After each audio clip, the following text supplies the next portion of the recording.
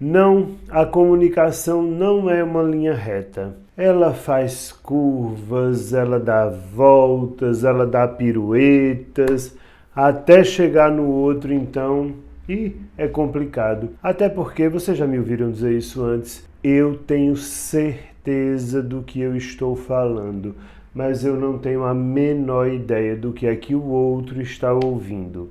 Tudo bem, mas às vezes não é essa a questão, não é o caso do que é que o outro está escutando, é o que é que o outro quer escutar. E às vezes tem pessoas que você fala e ela distorce tudo o que você está dizendo. O que é que se faz nessa hora? Quer saber? Essa é uma das questões do jogo de perguntas de hoje. Vamos junto!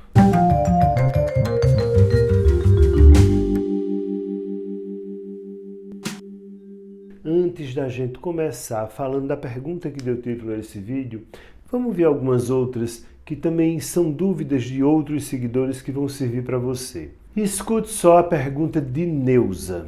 Como lidar com a síndrome da aposentada? Fico angustiada de ficar em casa com meu marido que também já está aposentado. Neuza, eu fiquei angustiado só de ler sua pergunta. Juro a você. Porque me lembrou a pandemia, quando a gente estava trancafiado em casa, sem poder sair. Tá, tem um erro nessa história. Não é a síndrome da aposentada.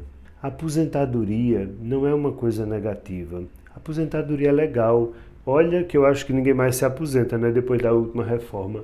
Mas para quem se aposentou, para quem pode, tudo bem, a aposentadoria é legal. Se você se aposentar do seu trabalho, se você se aposentar da carreira que você seguia. O problema é que você e seu marido se aposentaram da vida.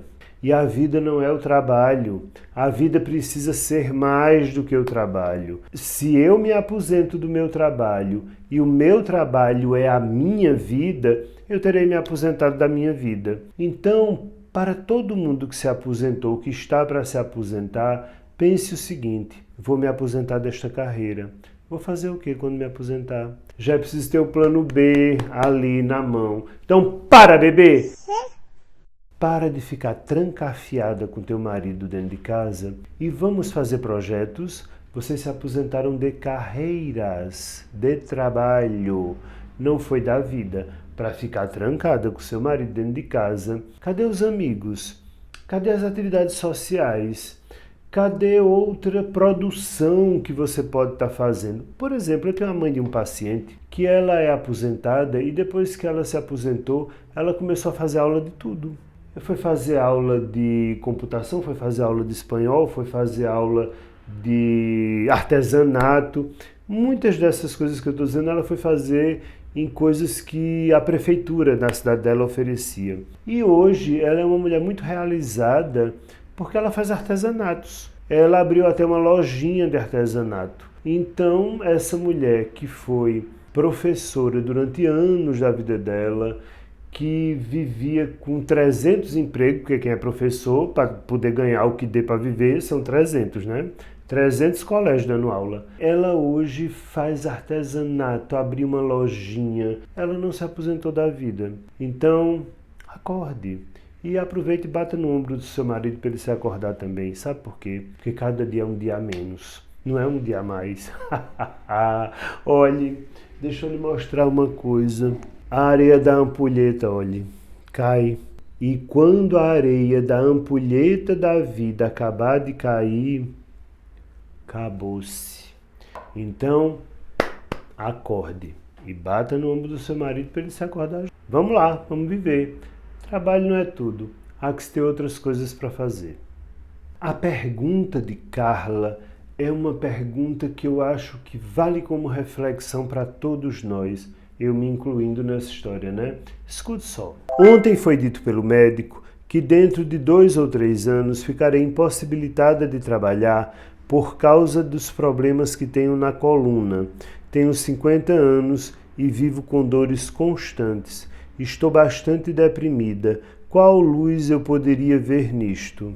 Carla, você pode e deve ver a luz da alegria, porque você está tendo sorte. sorte. Qual é a sorte que você está tendo? Estou fazendo o jogo do contente da doida da Poliana, não. Você está tendo sorte porque você foi avisada, você foi prevenida, e isso lhe dará tempo de se organizar, de planejar qual vai ser o plano B.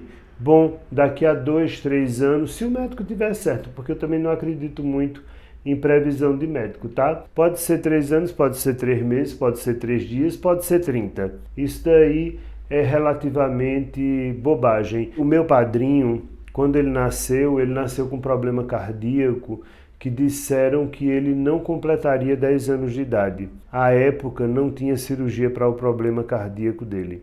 Ele morreu com 85. E morreu com 85 porque aí o problema cardíaco ficou muito severo pela idade e como já tinha conserto, quiseram consertar. Quando consertaram, o corpo dele não aguentou, porque o corpo dele já tinha vivido 85 anos com aquele problema e não aguentou um coração normal. Morreu. Morreu depois da cirurgia. Não é interessante? Só para dizer que previsão de médico nem sempre é matemática, não. Pois bem, de qualquer maneira, você foi prevenida. E se é prevenida, você pode pensar, bom, em algum momento eu vou parar de trabalhar por causa das dores, o médico falou, o que é que eu vou fazer? Qual é a direção que eu vou dar à minha vida? Sabe por que você foi prevenida? Porque eu não fui. Eu não sei se daqui a um ano vai acontecer alguma coisa que eu não possa trabalhar. Tem um homem muito conhecido que fazia parte de um programa de TV, dono de uma rede de comidas chinesas, que você ligava e pedia no delivery e era entregue. Ele era um homem riquíssimo, ele participava inclusive de um programa de televisão como lá jurado de uma coisa e tal. Ele sofreu um acidente, sério. Hoje esse homem se recupera e perdeu muitos movimentos. O último videozinho dele que eu vi no Instagram dele, as mãos dele não abrem, ele anda muito duro, muito rígido, com muita dificuldade. Um homem sadio, rico.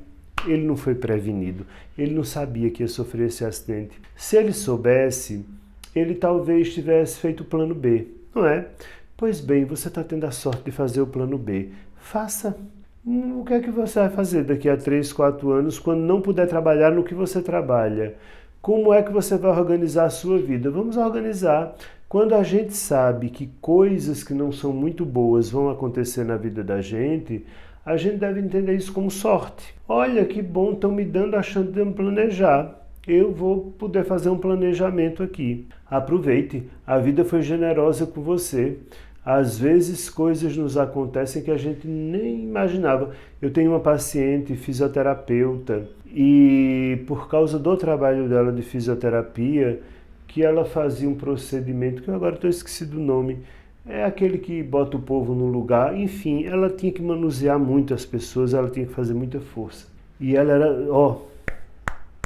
lotado o consultório dela. Da noite para o dia, ela desenvolveu uma fibromialgia severíssima, que a impede de voltar a fazer o trabalho dela. Ela não consegue mais clinicar como fisioterapeuta como ela conseguia. E ela levou um tempo enorme para se refazer. E ela me dizia isso por outro dia. Se eu soubesse que isso ia acontecer, se eu adivinhasse que isso ia acontecer, eu tinha me planejado. Eu teria comprado máquinas, eu teria comprado um monte de coisa para trabalhar com fisioterapia estética, de drenagens, de não sei o que, tal, que é o que ela está fazendo hoje. Mas aí demorou um tempo, teve que vir investimento de dinheiro, tal, mas aí ela sempre diz, se eu soubesse eu tinha me planejado. Pois é, você sabe. Então, você não sabe? Planeje-se. A vida está lhe dando a sorte. Aproveite. E agora vamos à pergunta que deu título a esse vídeo. E quem a fez foi alguém que se intitulou Pode cheque. Pode isso? Pode, né? Vamos lá. Como faço para conversar com uma pessoa que distorce absolutamente tudo? Não consigo ter uma conversa com meu marido. Da mais simples à mais complexa, sempre acaba em briga. Essa é uma situação que não é simples. Por quê? Porque porque ela é multifatorial. Passa por aquilo que eu disse na abertura do vídeo, eu sei o que eu falo, eu não sei o que o outro escuta, mas nesse caso do seu marido não é disso que a gente está falando. Você está dizendo que ele distorce absolutamente tudo que você diz, e muitas pessoas são assim mesmo, distorcem. E aí há alguns pontos que você pode levantar, você que me escreveu e você que está me ouvindo, quando você observar que sua comunicação é sempre ouvida de forma distorcida pelo outro. Em primeiro lugar, dê o benefício da dúvida. A gente sempre tende a dizer que o outro está distorcendo o que a gente está dizendo. É possível, mas antes faça-se a pergunta: será que a minha forma de me expressar é suficientemente clara? Será que eu digo as coisas de maneira coerente? Minha cara tem a ver com a minha boca? Será que está tudo certo? Porque às vezes não é o outro que distorce. Às vezes sou eu que não me comunico bem. E isso é uma coisa importante de se pensar. Porque quando a gente está cego pela raiva do outro não nos entender, a gente sempre tende a culpar o outro. Pode ser que seja mesmo culpa do outro, mas pode ser que a minha comunicação não seja boa.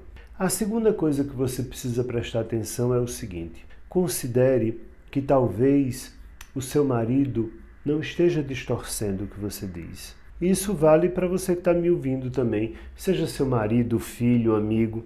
Às vezes a pessoa não está distorcendo tudo o que você diz. Ela compreendeu muito bem. Ela só está querendo ter razão. Então, se o seu marido distorce de fato tudo o que você diz, pergunte-se: será que ele distorce mesmo? Ou será que ele apenas está me manipulando porque ele sempre quer ter razão? Então ele me faz de doida se fazendo de doido. Ele tem sempre razão, ele está sempre certo. Porque no final das contas, a distorção certamente é para dar razão a ele, não a você, óbvio. Então é uma coisa que você também precisa ter atenção. Nossa, mas como é que eu vou fazer isso? Como é que eu vou ter essa certeza? Você vai se habituar a checar.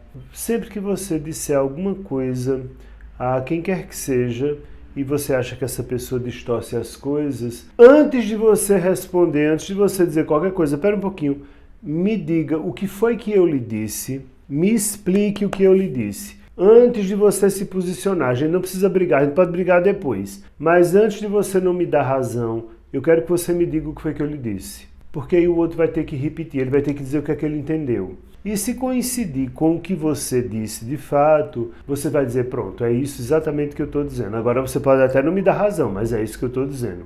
Ah, não. Vou dizer de outro jeito. O que você entendeu não foi o que eu disse, não. Vamos lá, tente ser um pouco inteligente, me entenda, vou dizer de outra maneira. E aí você diz de outra forma. Por fim, uma outra atitude que você pode tomar e que pode ser benéfica nesse caso é comunique-se por escrito, porque aí dificulta a distorção. Você simplesmente vai se comunicar por escrito. Mas não WhatsApp, sabe? Não é isso não. Manda uma cartinha, escreve uma cartinha à mão. Fulano, tal coisa, tal coisa, tal coisa. Ah, porque você disse não, meu amor, não foi isso que eu disse. Olha, está escrito aqui, veja lá. Leia de novo, não é isso que você está dizendo. Está escrito. Você está com dificuldade de interpretação de texto.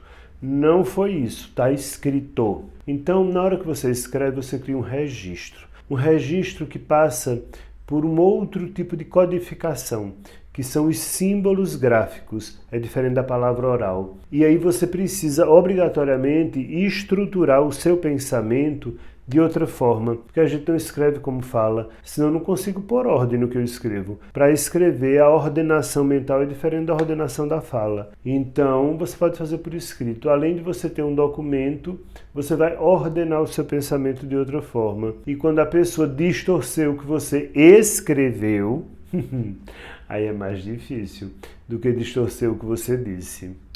Está escrito. Vamos aprender a interpretar texto. Ficam essas dicas para você pensar, mas eu insisto, considere. Quem sempre distorce tudo o que eu digo, talvez não esteja distorcendo, talvez esteja apenas me manipulando, para tentar ter razão sempre. Vanessa faz uma pergunta que ela é tão humana, esta pergunta, que eu acho muito pouco provável que todos nós não nos identifiquemos com ela. É o seguinte: o que faço para diminuir a dor do luto e da culpa por não ter ficado mais vezes com meu pai. Não fiquei por motivo de não ter com quem deixar meus filhos, mas a dor e a culpa me consomem. Vanessa, vou te falar uma coisa, todos nós carregamos culpas na vida. É mais ou menos inevitável. Carregar a culpa não significa ter culpa. Significa apenas que eu me sinto culpado. Você sabe que você não tem culpa. Você não tinha com quem deixar seus filhos. Paciência. Mas o problema é que a saudade do seu pai cria em você a sensação de eu deveria ter feito, eu deveria ter feito, eu deveria ter feito. A gente sempre fica com essa sensação. Mas se você tivesse feito, se você tivesse ficado com seu pai, quando seus filhos estiverem grandes e saírem de casa, você ia pensar, eu devia ter aproveitado mais os meus filhos, eu não pude aproveitar porque eu precisava cuidar do meu pai, mas eu deixei meus filhos para cuidar do meu pai, e meu pai morreu e agora eu não tenho mais meus filhos que cresceram e foram embora. Você compreende? É uma armadilha sem saída, porque nós, via de regra, tendemos mesmo a nos perseguir, a nos culpar, a nos maltratarmos por coisas que estão fora do nosso controle. A gente não dá conta de tudo. Ou é A ou é B. A e B dificilmente pode ser. Eu tenho uma paciente que se viu diante de um dilema muito cruel para ela. Ela tinha uma cachorrinha que era uma filha para ela. Uma filha mesmo, uma filha de fazer companhia a ela, tudo. Já estava idosa, a cachorrinha estava para fazer 14 anos e a mãe dela passou mal. Então ela correu para a casa da mãe. Quando ela chegou na casa da mãe, o marido dela ligou para ela, disse: fulana está passando mal, a cachorrinha. E ela se viu completamente partida no meio. Eu acudo minha mãe, eu acudo minha filha de 4 patas. O que é que eu vou fazer? E ela queria verdadeiramente estar nos 2 lugares. O marido dela, muito sensível à situação e muito rápido, ele foi rápido, ele disse: não se preocupe, eu estou já a caminho da casa de sua mãe. Quando ele chegou na casa da mãe dela, que era o caminho natural para o veterinário, ela disse, agora, ele disse, eu já trouxe ela, ele já trouxe a cachorrinha. E aí ela disse, mas meu Deus, eu quero ficar com ela, eu quero ficar com minha mãe, o que é que eu faço? Ele disse, fique com a cachorra, eu fico com a sua mãe. Vá, eu fico com a sua mãe. Veja que marido interessante, não? Ela realmente tem um marido interessante. Porque esse marido decidiu que ela não podia decidir. Ela tinha culpa de ficar com a mãe, ela tinha culpa de ficar com a cachorra. As 2 coisas eram amorosamente importantes para ela. Ele decidiu por ela. E ela foi e ficou com a cachorra e a cachorra morreu. E ele levou a mãe dela para o hospital e a mãe dela está viva. E ela disse, eu não me perdoaria se eu não estivesse ao lado dela quando ela deu o último suspiro, a cachorrinha, né? Eu disse, se sua mãe tivesse morrido e sua cachorra tivesse viva? Ela disse, minha mãe estava muito bem assistida, ela gosta muito do meu marido, os médicos estavam, o hospital estava, eu sentiria muito, mas minha mãe não estaria desamparada sem mim, minha cachorrinha estaria, porque eu era referência para ela. Então eu só estou falando de uma forma de organização mental. No final, você, a paciente que eu contei, a gente não escapa da culpa. Absolva-se dessa culpa. Seu pai teve a melhor filha que pôde. Olha que coisa maravilhosa. O seu pai, onde quer que esteja, deve estar pensando o seguinte, se eu pudesse falar para o seu pai, né? Mas que filha maravilhosa eu tive. Ela estava cuidando dos meus netos. E ela não deixou os meus netos por nada. Que beleza, eu já não precisava mais dela. Eu já estava indo embora, fui embora, mas os meus netos ficaram bem cuidados, porque ela não tinha com quem deixar. E eu fico muito feliz porque ela cuidou dos meus netos. Certamente seu pai diria isso a você, porque ele cuidou de você. Ele cuidou de você e você cuidou de garantir a eternidade dele. Porque ele se mantém eterno através dos seus genes, dos genes dele que ele passou para você e que você passou para os netos dele. Então, sossegue. Seu pai está feliz. Você cuidou dos netos dele. E nós sempre viveremos aqui e acolá com a sombra de uma culpa. A sombra da culpa é sempre tão cruel. Comigo também, sossegue, eu carrego as minhas. Mas eu a deixo no lugar dela, no lugar de apenas uma sombra. Eu fiz o que podia. Você também. Pense nisso. Essas perguntas foram tiradas da live do dia 20 de março, porque sempre sobram muitas questões e eu trago algumas que sobraram para a gente ver aqui. Mas assista a live, tem lá 1h30 e essa live do dia 20 de março foi uma live tão especial para mim, foi uma live tão emocionante. Tiveram momentos tão emocionantes, de tanto impacto afetivo para mim, que eu, se fosse você, não perdia. Estou dizendo isso para publicizar a live, não. Estou dizendo porque foi uma live importante mesmo para mim. Do meio para o fim. No final, então, Nossa Senhora, aí foi a emoção em cima de emoção. Dá uma conferida. Você vai aprender um monte de coisa sobre a vida que nem eu sabia. Aprendi na hora. Tchau, até a próxima.